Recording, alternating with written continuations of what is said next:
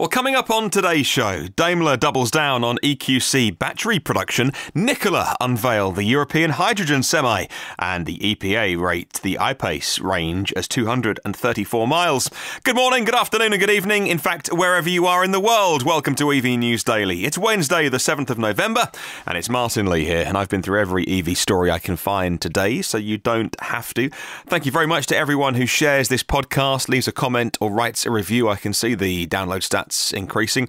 I'm so grateful for everything that you're doing to spread the word about electric cars. Thank you as well to myev.com for helping make this show. That's the team that have made the world's first marketplace only for buying and selling electric vehicles. You won't have to sift through a bunch of fossil cars on that site. It's totally free to buy and sell and learn about EVs along the way.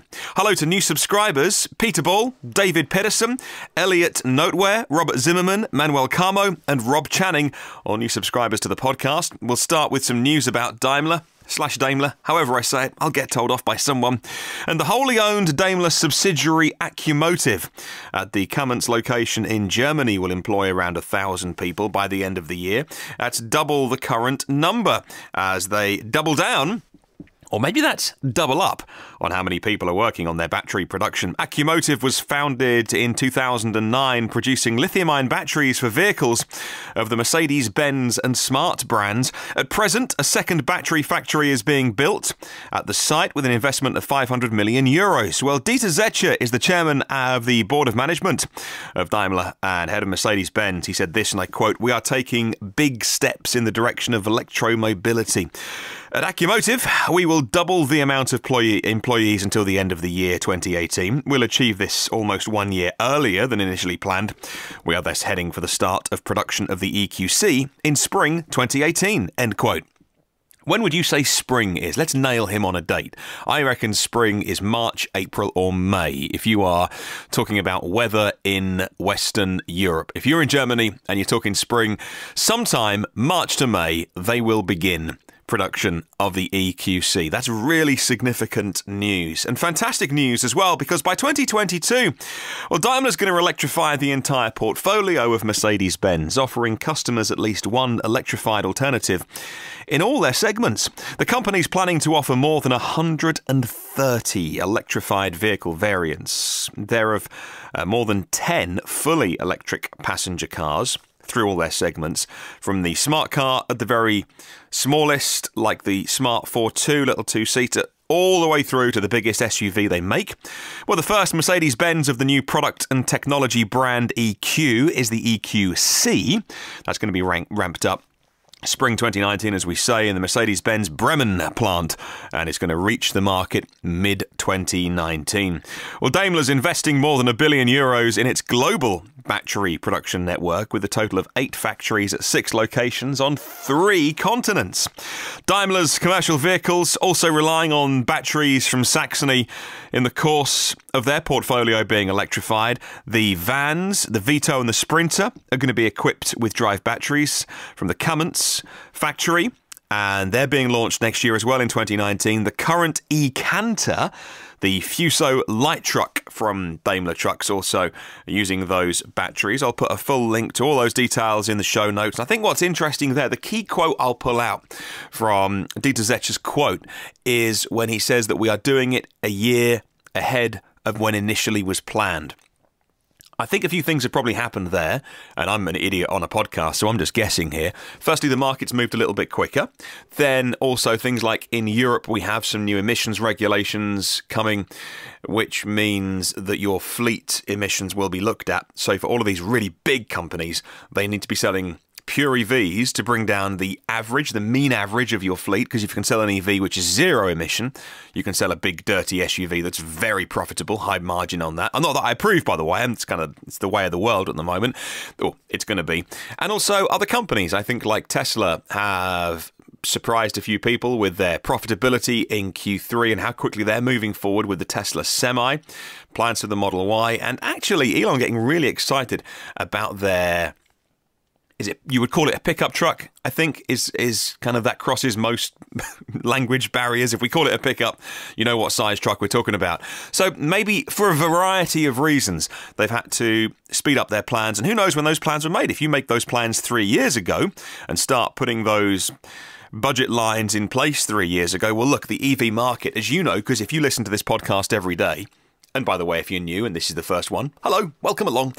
There's more room. We've all squeezed up a little bit. Then everything's changing daily at the moment, let alone a plan that was made a couple of years ago. So it's great news that they are speeding up their plans. Moving on to another German manufacturer that's not having such a good time at the moment, Volkswagen.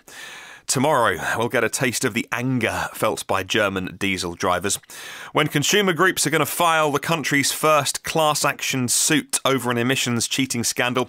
Their legal action has been made possible because of new legislation taking effect on November the 1st. 6 days ago, that was hurried through to beat a year-end statute of limitations for claims against VW, reports the local Germany. Well, Justice Minister Katharina Barley said that an estimated 2 million VW owners could benefit from this new law, although the suit will start on a smaller scale. Germans have been growing increasingly irritated by the fallout of Dieselgate, even though they're very proud of their car-making industry and heritage. Especially those diesel owners are looking at the resale values of their diesel cars going down and money leaving their pockets because of cheating.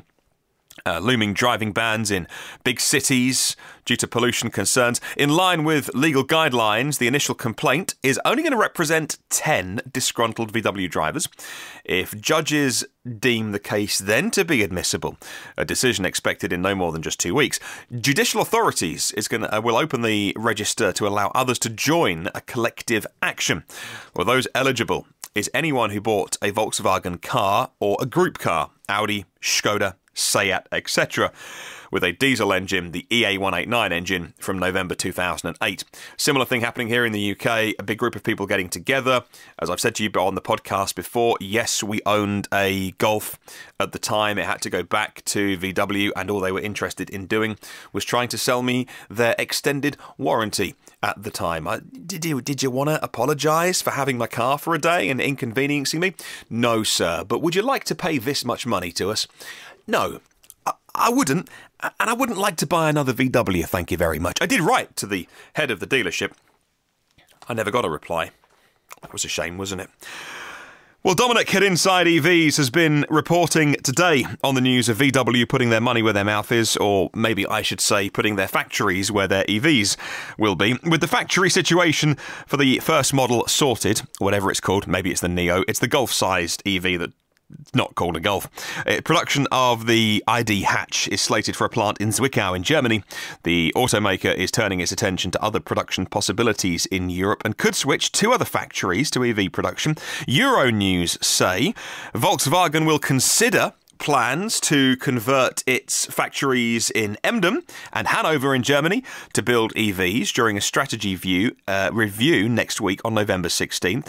Volkswagen builds the VW Passat passenger car in Emden, but the sedan segment has suffered a sagging demand as customers prefer SUVs and crossovers, prompting a review of the factory's future. Handelsblatt also said that the multi-brand car-making group will review its plans to build a new plant for the Skoda brand outside the Czech Republic. I'll put a link to all those articles in the show notes and comments online. I was looking on Inside EVs.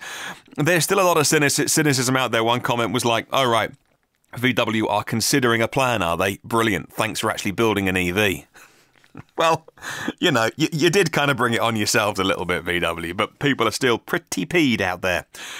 Well, Nikola aren't planning on building their hydrogen semi-truck for quite a few years, actually. However, they're very good at announcements and throwing shade in the direction of Tesla. In fact, they're very good at throwing lawsuits at Tesla, but that one looks like it's blown over. That's a ridiculous thing in the first place. Welcome onto the scene, the Nikola Tray. T-R-E, not T-R-A-Y, as in serving tray.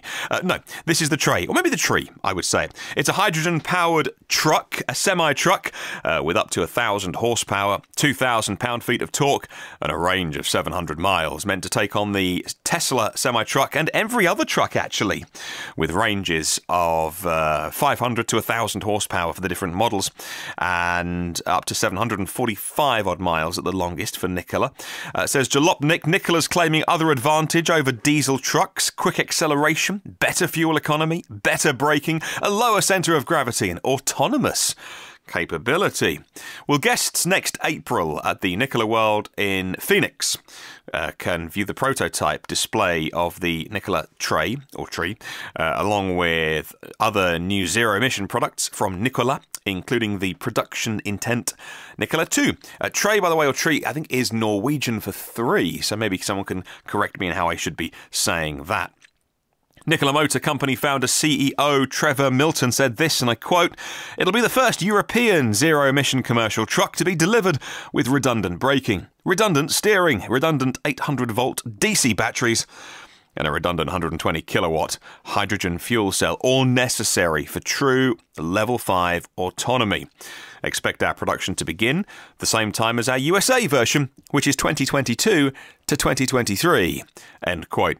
Of course, level 5 autonomy is, if you're kind of coming up to speed on this, that's vehicles driving themselves in every possible situation. I mean, level 4 is going to be pretty hard to get to. That's the vehicle looking after pretty much every situation, but level 5 is not requiring a human at any part of a journey. It's a huge ask. They think they can do it with hydrogen trucks. European testing is projected to begin in Norway sometime around 2020. They're in the preliminary planning stages of identifying a location for their European manufacturing facility. Nikola's currently working with Nel Hydrogen of Oslo to provide hydrogen stations for the USA. A link to the press release in the show notes, as always. I think I'd add to that yes, Nikola, what they've been really impressive at doing is getting a lot of pre-orders on their books. People that have said, yes, I'll buy one. Given that their proposition is also that they'll have 700 hydrogen fueling stations around the USA and that they'll be able to carry a lot of hydrogen fuel at any one time, I can imagine if I was a fleet manager, and again, as always, I'm an idiot just saying what I think. If I was a fleet manager, if I was a CFO of a big company, these big companies that have apparently signed on to pre-order the Nikola trucks, the hydrogen trucks, then in the terms and conditions of the contract I signed, it would be like, yeah, okay, we'll place an order for this many trucks, but the hydrogen network has to be at this level. You have to have come through on your promises of putting those 700 hydrogen stations in. That infrastructure must be there. We must be able to get from A to B and fill up. And if you can't do what you've promised, well, then the contract is null and void. I mean, I don't know, but I'm guessing that they're not just going to hand over a bunch of money and hope that somewhere along the line, someone comes up with billions of dollars to build a massive hydrogen network. Good luck to them. It's an enormous undertaking, given that the Tesla semi-trucks are made and driving around right now. And they're talking about 2023. Like I say, good luck to them. Talking of the Tesla Semi, really quickly, wasn't a story that I was going to report on today, though, but the premium partner of this podcast, Phil Roberts and Electric Future, was putting something on Twitter earlier today, just putting something out there, and he got some really interesting responses. Phil was saying he can't work out where the Semi production can feasibly happen. Fremont is, to all intents and purposes, full. The Gigafactory in Nevada isn't ideally suited for it, although it could happen there. So where are they going to do it? And Phil was putting some thoughts out there and saying he thinks Tesla will acquire an existing truck builder. Maybe not the biggest, but a company with factories and infrastructure in place, just like they acquired. Because people say, oh, but will Tesla make an acquisition? They acquired Grohmann last year and quickly rebranded that. And that was a huge part of the ramp up for not only the Model 3, but future models as well, buying the company that other Germans used to go to help them improve the efficiency. Well, they bought that company. And then, of course, Grohmann now no longer work with all those other companies, and it's now called Tesla Grohmann Automation. So, Phil's point of will they make an acquisition, an existing truck builder, just for the facilities, the tooling, the shops, the factories, that's a damn good shout. Okay, moving on to Hyundai and the Kona, and electric sales have almost doubled in its home market of South Korea. Pedro from Push EVs has picked up on this sales number of the Kona Electric. Last month in South Korea, they sold 2,473 units of the Kona Electric. It's a nice production increase, considering the previous month, September, was 1,300 odd, and in August it was even less, it was in the 600s. Anyway, While production numbers are still far from ideal, Hyundai is now increasing production of the Kona electric much faster than it was able to ramp up with the very efficient Ioniq electric. The most important reason for this, and this is why I always like to check out Pedro's blog, Push EVs, is because he has really good takes on battery supply.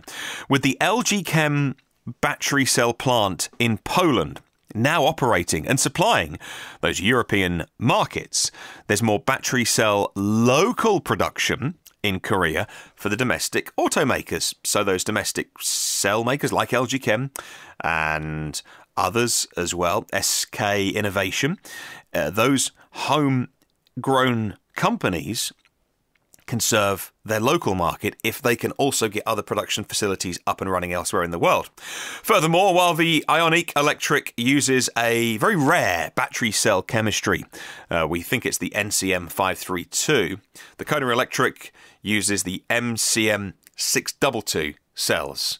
So the nickel, cobalt, manganese, 622 proportions of that.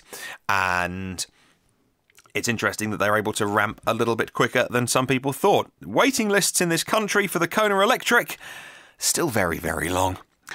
There are some impressive stats around Jaguar's first all-electric car, the I-Pace.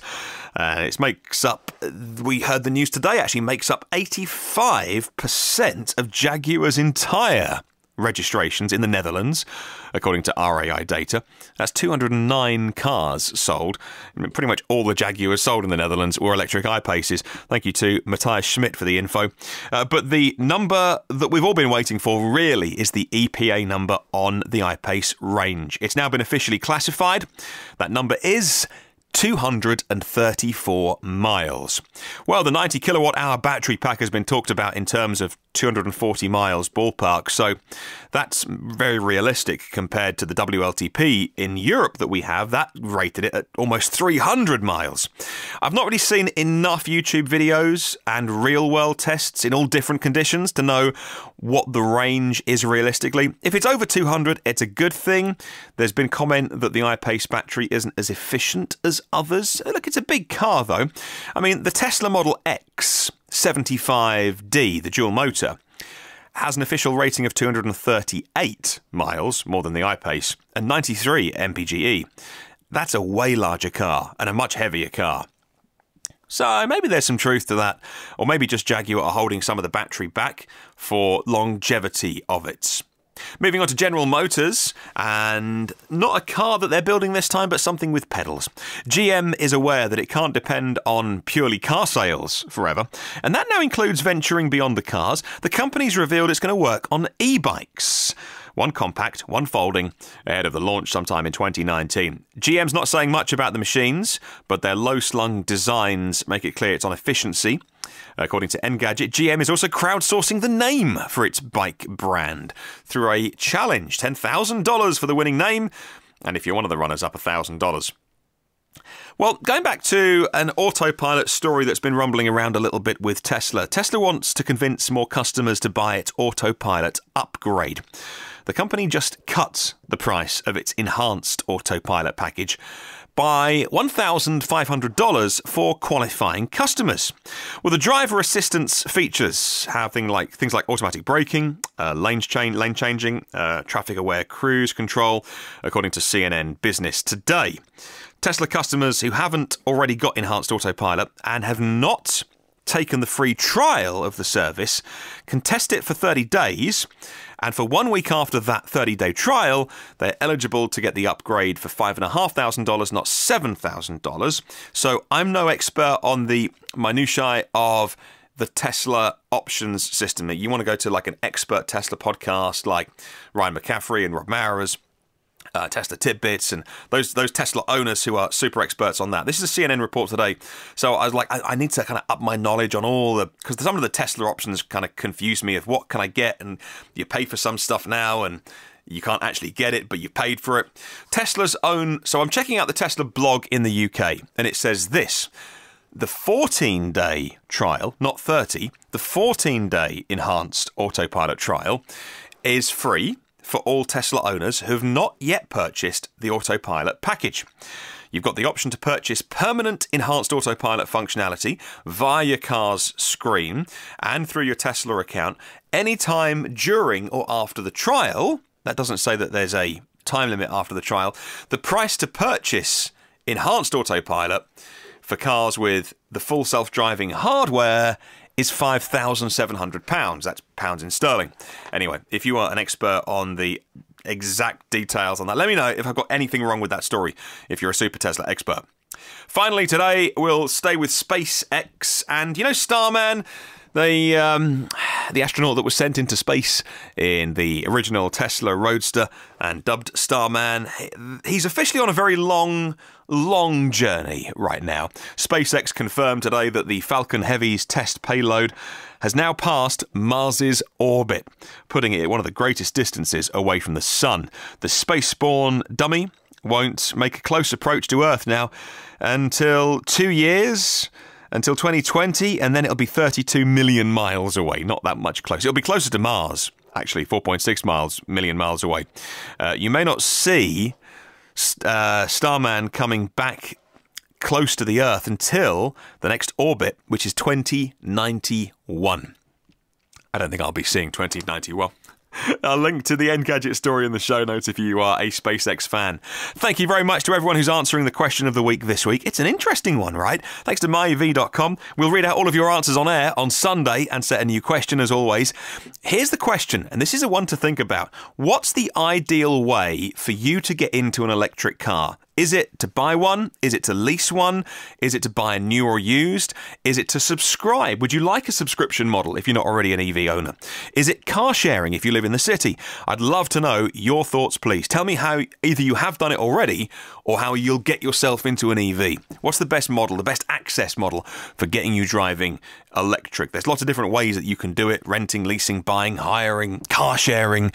What would it be? Let me know. Thank you very much to 115 patrons of the podcast. Patreon.com/EVNewsDaily is my Patreon page if you want to contribute, like so many people do, to the podcast to bring you this show. You can find out all the details. Patreon.com/EVNewsDaily if you want a little investigate of that link. You are more than welcome to check out the page. There are 288 previous episodes of the show online for free from where you get podcasts from. If you subscribe, then you haven't got to think about downloading it every day and remembering, I must go do that, because if you hit subscribe, you get it automatically, and you get it first, and you get it free. If you can leave a little review anytime, that'd be wonderful. If you can share the podcast, that'd be amazing as well. Please just click on forward, click on share, send it on to somebody who might be interested, one of your friends, on your socials, on a forum. Please share, and we'll spread the word together about electric cars. And on the socials, if you want to say hello to me, on Facebook, LinkedIn, or Twitter, if you search EV News Daily, you'll find me. Have a wonderful day. I'll catch you tomorrow.